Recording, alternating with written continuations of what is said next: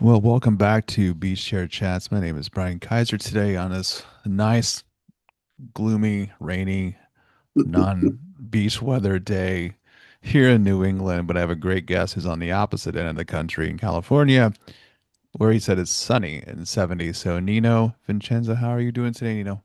Good, I'm doing good. Besides joining the wonderful weather that you have out there currently. Yeah, definitely. I mean, the weather's been a little goofy lately. We've had it goes from really hot to rain, and now it's perfect. Well, I think in New England and in Connecticut, I think I posted online about springs fighting winter, which one everyone's fighting the other. And I think I told spring you need to knuckle up a little bit, fight a little bit harder because winter needs to. Well, I grew up in Chicago, so Okay, I know quite well how that goes with the winters mid, being so long. I mean, that's the it's thing I the remember. I didn't mind the winters, but some of them were longer than you wanted. that Midwestern snow and wind. I mean, I grew up in Nebraska too. It's the same thing. It's just a wind tunnel through the Oh Midwest. yeah. Well, it's And interesting. I read something the other day that people think Chicago's the Windy City, but it was actually the Windy City was derived from the politics, hmm Oh not yeah, actually blowhards. Yeah, it's the not wind. wind. A lot of It's not the blowhards. wind, So now we just which have was, a windy country. A lot of you could say it's a very windy country. yeah. Right Um, now it is for very sure. windy. Too much wind. So well, grew up in Chicago. How'd you end up in California then? Well,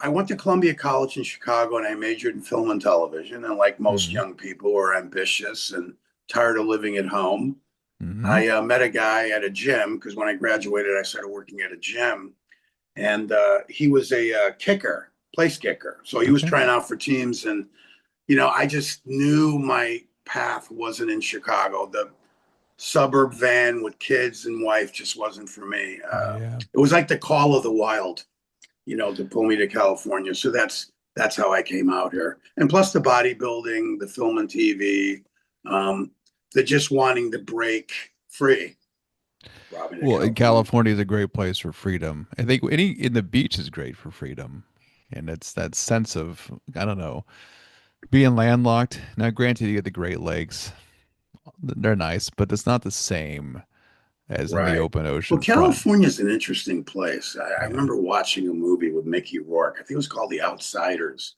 And I was in that play in high school. I think everyone, it was one of the, is it Pony Boy? It was the greasers versus yeah, the, and he has a great line about California. He says, "Hey, what's it like in California?" And he said, "California is like a beautiful woman who's slowly dying and doesn't believe it, even if you show her the track marks. Like it's this big illusion." yes. Which I went through. Trust me, I lived the whole LA lifestyle in the 80s and 90s, and Yeah. it's just a strange town. It's beautiful. I hmm mean, and people think California is LA. I mean, this Yeah. state is so big hmm that you could find some really cool places to live if you can afford it. You pay for the weather. Do you have a favorite place in California? I say you were in I like LA, Northern California. Northern Big California. Sur, hmm Santa Cruz is one of my favorite places because you get what the Qigong teachers call all the elements of cultivation. You have the ocean, the Yeah. trees, hmm um, the mountains, all combined in one. So it's quite lovely. Yeah. Well, in my marathon days, I wanted to run the Big Sur Marathon. That was I always saw the pictures of it. It just looked like the shoreline, the coastline running was pretty It's cool. There it's the was most beautiful. If you could do that PCH drive up from LA up to Carmel or Big hmm Sur is just beautiful. It's one of the most beautiful drives you could Well, take. it's definitely on the bucket list. I used to have a friend who did the wine train, and it was, Okay. I think I can't remember through Napa, and he did the wine train. He goes, "Yeah, I never had so much wine in my life." He goes, "You drink at the wineries and you drink on the train." And he was in his 50s at the time. I don't know, he's probably in his 60s now. And he used to be a wine broker, but him and his wife went out to California and got on the wine train. And yeah, he goes every stop. It was, I didn't think of all The the state is so big, it's crazy. I mean, it's almost like it's two different entities. You have Northern California and Mm. Southern California. How about Central, guys? Central thing? Is it Central? Central is kind of beautiful rolling Yeah. hills, nothing there. Yeah. There's actually, there's miles and miles of kind of nothing, Hmm. small towns. Yeah. It's like the Midwest. It's like, again, going up in Nebraska. majority of the population is on the eastern side, Omaha, Lincoln, and then Memorial Stadium on game day. On the football stadium was the third biggest population in the state. Was a football stadium. That's how small the state Yeah, is. yeah. It's like I don't know if Yeah. it's a good thing to brag about or not. But California, you talked about you moved from Chicago and you got into bodybuilding. Did you get into any kind of TV at all? Like, were you like with the bodybuilding, or was it just something Well, you just did? bodybuilding came from, my father died when I was young, Hmm. and we were great athletes. My twin brother and I was a twin, and we couldn't try out for sports. We had to work and help out mom. She was an Italian immigrant, so I had to work to help Hmm. her. So the only way I could get rid of anger was, weightlifting. I joined a weightlifting club at the high school, and it just catapulted from there. I met a bodybuilder, and my brother and I grew up with comics. Frank Hmm. Frazetta, always wanted to look like those dudes in the comics, Oh yeah. and then my brother and I started getting heavily involved in it. My brother competed; he won a few titles. I didn't do as good as he did, but he won Mr. Chicago and Mr. Illinois. We were in the magazines, um, always looking at magazines, and it kind of went from there. So it was more like a fantasy wanting to come to reality, but it was also fueled. Now that I'm older, I think with a lot of anger at Hmm. having a childhood stolen from me by Yeah. fate. Not Well, blaming anyone. I had to yeah. go through that. Well, exercise is that. Some people find the therapeutic sense of stress or emotional release, is it anger or frustration, and you go to the gym or you exercise because you always feel better after you do it, right? In this in a Yeah, but I sense. also think that what I learned later on is my whole idea of being a well-being Hmm. is beyond the body.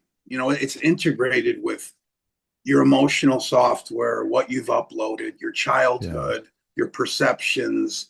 So it was an interesting journey for me going from like the book, Hmm. from rock to water, going from that rock, that bodybuilder, that Yeah. blocks in your consciousness for healing to realizing what true health is. And I think it's multi-layered. I mean, Well, just because you got rocking abs and tight buns doesn't mean that you're a yeah. happy person. It's a great cover for people to for acceptance, right?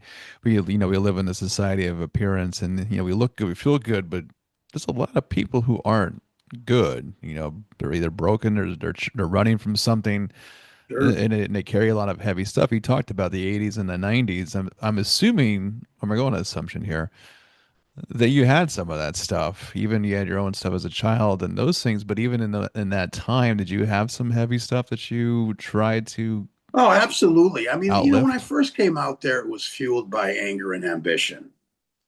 Then my twin brother came to visit us, and we were a real hit at Gold's Gym. We got a chance to be in Muscle and Fitness. We had a talent agent. We started working in commercials. And my brother went to the dark side. He was doing a lot of drugs. Mhm. We weren't getting along. I always say that sometimes being a twin is like having a black belt in codependency. Yeah. You really, he didn't really kind of want to do it, but I was the guy. I was the sort of, let's do this. We got an act. We can do this. And he Yeah. wasn't really into it. And, he passed away by a Mhm. drug overdose accidental in my arms. Yeah. Wow. And That's that, heavy. that broke me. Yeah. That broke me. I would break anybody, I'd think. It's just because one, you're twin, Yeah. because your twins have that unique connection, right? Already. Right. But to lose that part of you and to lose that side, I'm very sorry for your loss. Even, it probably happened a while ago, but Yeah. so, I was 1995. And even the book that I mhm, wrote, even though it happened a long time ago, and I still think the stories that I wrote about how I overcame grief are still mhm. prevalent today. Oh yeah. But it did break me. I mean, it broke me in more ways than, and that's what the book talks about. It's my journey through grief. Um, I think it was tough for me to write it, but I needed to. It So, started off as a journal of healing, well, and let's then talk about the book then. Talk about the book and obviously we found the inspiration to write it. So, yeah, this is what it looks like. I mean, I don't look like that now. No. Was that you before? That was the time when it happened, Okay. you know. So rock to And water. Yeah. I was having a hard time with it. All these synchronistic moments were bringing me back to LA. I Hmm. was in Chicago. My friend called me. I'll make the story short and said, "Hey, man, I'm going to get an apartment. When you coming back?" I'm like, "I just lost my brother, dude. What Yeah. do you mean, Time. when am I coming It's like back?" read the room. All right. Yeah. Yeah. But he was one of my best friends. And you know what he did? And I knew I had to come back. He calls me 3 days later and said, and it was laughing. He goes, "Well, I got you an apartment right underneath mine." And I said, "Well, how'd you do that? I didn't even sign a lease." He said, "I Hmm. run around the gym and I started a collection because Okay. people had found out we were pretty popular in the gym. People knew us." Yeah.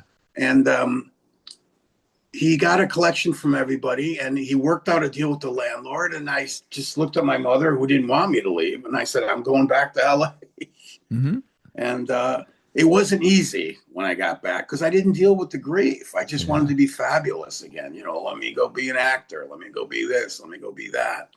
Um, and then one time I was up in the mountains. There was this trail that I used to hike up in the Runyon Canyon. And it was a stormy, rainy day. And it was like a scene from Moses. I was Mm. screaming at the heavens, "Why me?" I wasn't dealing with the grief very well. And I heard a voice in my head that said, "I've always been, I will always be, despite your plea." And I was like, great, I got a fucking nursery rhyme in my head. And now it's gonna be in my head now too. Great. Yeah, right. It might be in your head too, and anybody listening. Yes. And I just started journaling. I went home and just started Hmm. writing and writing and writing. And I realized my whole life, because I felt so abandoned in the grief, Hmm. that people were there. There were short stories. My little league coach, my father, my mother, people who were synchronistically involved in my life. Because when you feel that grief, you feel alone. You Hmm. feel, why me? So that's where the first book started. The second book's an interesting take. I created this alter ego called Angry Buddha. Okay. Hey, And we can talk about that I'm later. always But looking for hooks and titles for this yeah, this podcast. is So a I don't know if I'm gonna working call this one cover of Angry it. Buddha. All right. Um, it's sort of like George Carlin does spirituality and self help. God rest in peace, George Carlin, one of the best, and his Yeah, comedy still relevant to this day, actually, and hits still to this day. But yes, Angry Buddha. So the Angry Buddha. Yeah, he's my alter ego now. you kind of sound like George Carlin a little bit. I'm gonna say you got a little bit Yeah, of I got Carlin a in the little voice. gravelly voice. There you I go. think it got worn out for teaching for so many years. I taught at a design college downtown for 20 years. I taught in the general studies department, which is a crazy story too. How I became a Mhm. teacher. I mean that was a crazy event, but I think that's what my purpose is, to teach somehow.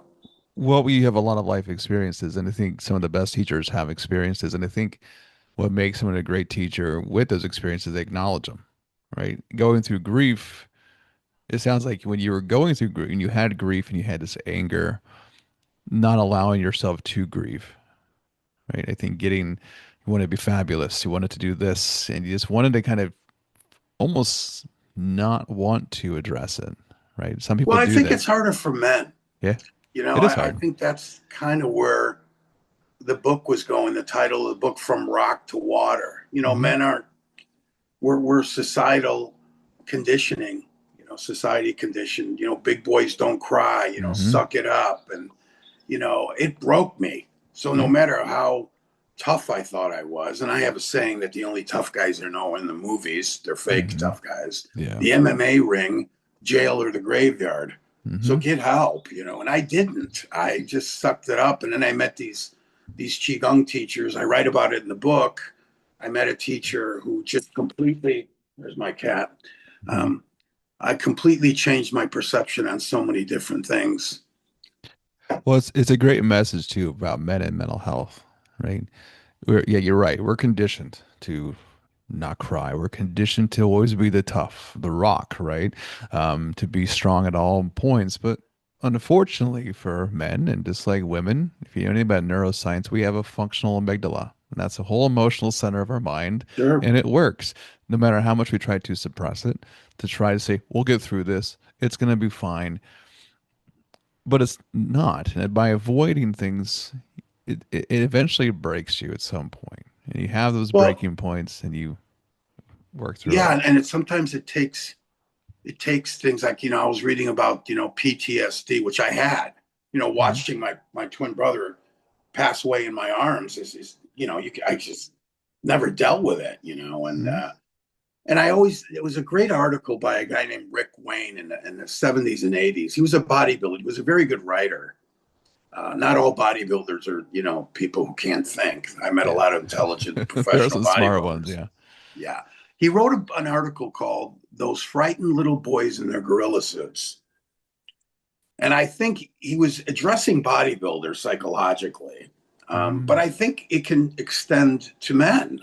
You know, they're frightened little boys in the gorilla suits. And when I realized that all the bodybuilding was just armor and anger, you Hmm. know, once I broke that, became water, in a way, it goes up and down. I don't think you're enlightened fully. You have enlightening moments, and then you got to do the laundry. You know? Well, there's security in masculinity, and I think one of the things when you see these that statement, when men or even boys or whoever it would be, when they feel insecure, they act a certain way to almost justify being secure, and it's that sense of insecurity that we have. And so being, ability to show fear, show emotion is a secure thing that we don't have to kind of avoid because we're going to be looked at as fragile or weak Yeah, because and we again, I think it's. Oh, I'm going to close this window, Brian. Hold on. that's all right. Um, yes, I don't think we're conditioned to do that, Mm. and I'm glad. And it's funny because celebrities or athletes have to come out before people go, "Hey, it's okay to Of course. feel or If they cry," or feel it, then it's normal now. Yeah. exactly. And I do think it's an armor, and I think it's difficult for men to admit they're hurting. And I men, I'm not a counselor, but I have this natural counselor in me, and I think men will notice that I have a good ear. I'm compassionate because I think you can be compassionate when you too have suffered. So I read a quote the other day. It was so perfect. It says, "A man settles where he finds peace. Hmm. Not riches, not a career, not a pretty face, peace. Hmm. Because underneath that is a lot of struggle. Yeah. And I don't think it's just men. I read an article the other day that said 60% of people are depressed. What the fuck are we doing? Yeah. That Well, 60% of people are depressed. I think because we live in a world, it's a couple things too. We live in this context because I think in one of my episodes I interviewed, they talked about social connection. I think people are starved for it. We live in an online world. We've been on it since COVID in an increased amount that people need connection. And I think people just are lacking so much of that actual, stimulation of the senses that we kind of get lost into this world of virtual. Like I said, you go out and you're out in the mountains and in the trees and you feel everything, right? You're in your senses completely. And I think people are missing that. That's one thing. I'm going to go back to the concept about there's a book I just read about men, and Scott Galloway wrote it called Notes on Being a Man. And it Well, talked I think about, he was on Bill Maher a few times, I wasn't he? think so, yeah. He's got a podcast Bald too, like guy? he is bald guy. He's from NYU. He's a Um, professor. Yeah, I yeah. know of him. Yeah. And he talked about this generation of men and what they need and talked about masculinity and there's this toxic masculinity versus almost like woke masculinity and is very much politically driven in how they view masculinity, what you see, in present day and current day, what is masculine, what is not. So one side might be you're masculine, you're like the alpha, you're in charge, you do this. That might be a political view on one side, but you can't have that feeling, otherwise you're weak. And then the other ones, you're in your feelings. It's almost like they call it feminine masculinity in a sense, and they call it woke, but then you get called weak, and you're in this back and forth between what does it mean to be a man? You get to be strong, but you can't have feelings. And I think a lot of the generation that's coming up the pike don't know how to be, and they can't figure out without good You know role where I learned models. that from? I learned that from martial arts. There's yin, which is the soft and receiving, and then there's yang, which is the masculine. So there is a balance. Like in order to be a good martial artist or a good boxer, you have to kind of be yin. Hmm. I always said a good boxer is a good counter puncher. So Yep. I think that yin and yang is important. I think artists have that yin. Yes. But I do know about him. I like him because he's straight up, like the Yep. Angry Buddha, Hmm. that I've created. He's straight up, and the whole woke thing. You can't say anything and toughen these kids up and get them off the screen, and Yeah. it's tough. And I do agree with you. I think social media, Hmm. it's like screaming. I wrote in the second book. It's like screaming into the void and Yeah. hoping someone answers. And I always hear that Beatles song. All the lonely people. Where did Hmm. they all come Yeah. from? Like Exactly. whenever I'm online with threads, or it's the only Yeah. one I use to promote my book and Hmm. connect to like-minded people, cool people. I always hear that. I always got to get off it because I feel this loneliness. Like Hmm. people don't connect anymore, and you could see it with the high rates of anxiety. Hmm. Young boys don't having that Yeah. mentor, that father, that toughness. So Hmm. yeah, I think it's prevalent. Yeah. So it takes, so for men, I think you have an important role to play, I think, of being a role model, right? To even young men. Do you ever find yourself in positions to do that, to be a role model to the Yeah, younger I had a generation? client. Well, the funny thing is when I was about to leave LA because my career was drying up, the acting jobs weren't coming anymore, and I think my head wasn't right. I did get a guest starring spot in something. I said I was so cynical. I'm like, this is so stupid. I just want my brother back. Yes. You're gonna die. You're gonna die. You're not that Hmm. important. You go through these phases of Of grief. course. Of course. And I had a woman. I ended up getting this teaching job, teaching English as a second language at this design college in downtown. Hmm. It's quite famous for fashion, but Yeah. they have to have a general studies department. And one of the teachers I taught with had a son, and she says, "I really like you to work with him." And he gave me the nicest. He read my book. He gave me the nicest review, and says that I changed his life. That nobody bullies him anymore. But he was a smart ass kid, so I had to school him Yeah. a little bit. Of course. When I was teaching him boxing, I'm like, okay, I'm gonna have to school this kid. But I Hmm. never knew that I had made such an impression on him. And when I was at the design college, I won outstanding faculty 3 years in a row. And There it you go. wasn't that I was the most academic teacher. I was just channeling this transmission, they call it in Qigong, about life. Hmm. I taught what was necessary, but I also would sprinkle it with a flower doesn't care who notices its beauty, and Yeah. and I don't know, there's infinite possibilities. It's the teacher that I always wanted to find, like the wizened kung fu master who's going to Hmm. teach me parables and Yes. about life. And I think that's what the students were hungry for. So yeah, I mean, I was fortunate, and I worked at the college and did really well for 19 years, inspired a lot of kids. So yeah, and I got boxes of letters. I still have them Nice. whenever I'm feeling like I didn't accomplish anything in life. Because the teacher's immortal but underappreciated in society. Well, you're correct. I mean, I teach and I've been in education for 20 years, and I've Oh taught wow, I've taught mostly advising and stuff like that, but you do your best to make an impact, but you don't know if you're going to or not until you find out. You get a letter someday or you see them at graduation, they come up and they're like, "You did so much for me." You just don't know it, but you just keep doing it. And in right? teaching, it's just like it's one of those lost arts, and like if you can find a relatability in this to the student and connect them to it. And people talk about the idea of changing our world and how do we change society. You can't change the masses. You just can't. But in your practice of teaching, if you affect one person in a positive way, that they go on, right, Well, and that's why take I always said teachers are immortal.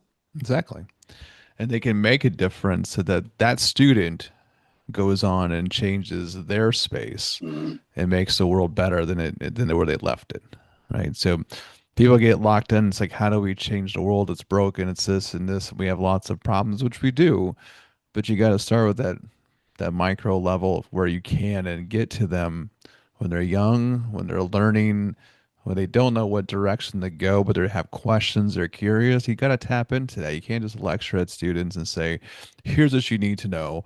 Do it. We're going to test you, and if you don't know it, you fail, and if you do, you pass. You move on to the next. Now you graduate. Now go on. Right? There is impactful teachers. That's probably why you won those awards, because students one learned, but they probably enjoyed it, right? And Yeah, they I actually, think the greatest compliment was thanks for keeping it real. yeah, oh And yeah, that you made a difference. You made a difference. I mean, like I said, I have boxes up, and I never set out to be a teacher. yeah, I mean, that wasn't my goal. And I tell a funny story about this astrologer I met. One of my clients, I was one of the pioneers of personal training, and now it's just blown up. But and I had a very wealthy client. She says, "When's your birthday?" I said, "This week." She goes, "Oh, I'm going to get you my guy. He's an astrologer. He does all the celebrities." I said, "Okay."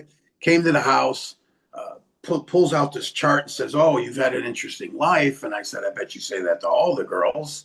And he proceeds to tell me that all over the chart is teacher, mm-hmm. teacher, teacher. And I'm like, what the hell is this guy talking about? Oh, teaching fitness. Oh, yeah, yeah, yeah. But I'm an actor. My ego was Mm-hmm. coming through, or and I'm a Oh yeah, bodybuilder, and I'm a this, I'm a that. And he said, you're going to influence people, but it's not going to be a capital T teacher. It's going to be lowercase t, where you're going to influence a lot of people. And at the time, Brian, I thought he was just crazy. I said, yeah, this guy's nuts. And then eventually down the line, we're still friends to this mm-hmm. day. Um, it came true. Teaching sort of found me, and I found it, and I kept it real. And luckily, I worked at a for profit design college, and they gave me a lot of flexibility as long as I Yeah. taught the syllabus. Um, and my chairperson would say, "You get higher ratings than my people who have PhDs in education." I would just shrug my shoulders because I was like, I don't know why I'm who I am. It's just I Yeah. just kept it real, and I tried to give the kids a sense of that I cared, and sprinkle in some life. Don't just make it about, because students aren't as stupid as we think they are a lot of times. No, They're they're hip not, to a good teacher. but they will check out in 2 seconds if they're not, right? If you can't get them engaged, in the world of technology, the attention span is, if you can't lock it in and engage them from the minute Well, they they said log in. it's 8 minutes. They've done Yeah. studies. It's 8 minutes. So by keeping it real, which is great. I mean, when I teach, I'm straight with the students. When I advise, I work with STEM students. I'm a psychologist background. I have no business advising engineering. I'm not an engineer. I tell them that flat out. I go, my job's to help keep it straight, what it looks like, how hard it is, and what the reality is of these programs. And if you have what it takes, you can do it. So I just keep it straight with them as well. I like when I get with future wannabe med students, and I have this really morbid thing that I do with them. I said, every class you take is a patient. Remember this. So if you have 5 classes one Good semester, that is analogy. 5 patients, and you have 15 weeks to take care of that patient. So at midterms, and you're failing in midterms, how are your patients doing today? They're like, that's like messed. I go, yeah, I'm calling the morgue because you didn't do your job. And I said, the attention to these types of things, I go, if you're going to go into medicine, you don't get do-overs. You make a mistake with a patient, you make a mistake here, you have to be on it at all times and devote to it. But the attention to detail, what makes a great physician versus someone trying to be a physician, I said, if you can't make it, go to Hollywood and be on the pit at this rate as a cast. Yeah. I'll Yeah. say that to him as well too. And it's like, because you have to be honest with them, because it's a field that is tough, I right? think And we have now, very similar styles. It's oh, yeah. it's what I call just fearless in an authenticity. They And respect it. They I didn't respect care. it. I used to tell the students, I don't care if you don't like me. Maybe you'll Yeah. learn something, Mhm. but keeping it real with them, and they appreciate it. And I think that's kind of being stifled with a lot of what's going on in the world. There's nothing, I said in my book that the angry Buddha thinks that there's nothing wrong with a little tough love. No, tough love is a good thing, but they just taking it as hard. They take it personal. They take it Everything's this. personal with them. Yeah. The Anxious Generation book I just read, that's just a small segment of it, but they take everything personal. Do you feel And education maybe? I've been out of the game for a while, about 8, 9 years now, maybe 10. Um, I do think that education needs to adapt. I still think we're archaic in the way these kids are different. They grew up mm-hmm, with screens. Their mm-hmm, personalities are different. yeah, And a lot of that system, and I did teach at a college level. I think is archaic. We're not adapting. You know, Hmm. like Elon Musk even was saying, make education video games and you'll churn out Yeah. brilliant people. I'm kind of old school. Yeah. Old school's where it is. You You know, know, I. I'm that's one of the things about the advent of AI and all this other stuff going on. But I Hmm. do realize, because I pride myself on being somewhat of a good critical thinker, that Hmm. education needs to adapt as well. Yeah, it does. Yeah, it We does. need to adapt to these kids that are coming in. You can't have them sitting in lecture halls, because you talked about the attention span being like 8 minutes, Hmm. and expecting them to absorb. They didn't grow up like we did. Um, and I had to segue a little bit before I run out of time too. You know, they call this beach chair chats too. And the attention span too at the ocean. What drives me crazy whenever I go to the beach, I see people on their phones. I Like, know it's crazy. Same thing when I just, go hiking. They're looking just, at their phones. just I turn mean, off it's the. like I call them the heroin devices in my They second are. book. I mean, it's ridiculous. And Well, I think it's kind of it's funny because it was supposed to help us connect, and it is useful, but it's it is become the worst thing created. I see older because. people. I mean, Oh I was yeah. riding my little e-bike the other day, and some guy's crossing the street just looking Hmm. at his Or screen. I see runners who like record themselves. So one day I'm going to see them running, and they might trip and fall. Part of me will I'll go help them if they get hurt, but Right, right, they're in my right. brain. I'm like, you had it coming. So Yeah, just yeah. run. Don't record it. Just do it. But it's been wonderful having you on today. I hope you enjoy the rest of this sunny California day. You had a great, inspiring story that when I get this published, when it's up, I'll let you know when it is. But it's got a great message, and I can't wait for you people to hear it. Yeah, I mean the books are available on Amazon. I could put the links if you want. I could send you Of the course. links. I don't know. There's From Rock to Water, about the grief journey, and then this new one, Street Tao Musings of an Angry Buddha. Hmm. If you want a good chuckle, it's observations about the world we're living in through a different lens. Hopefully, Fantastic. it's funny.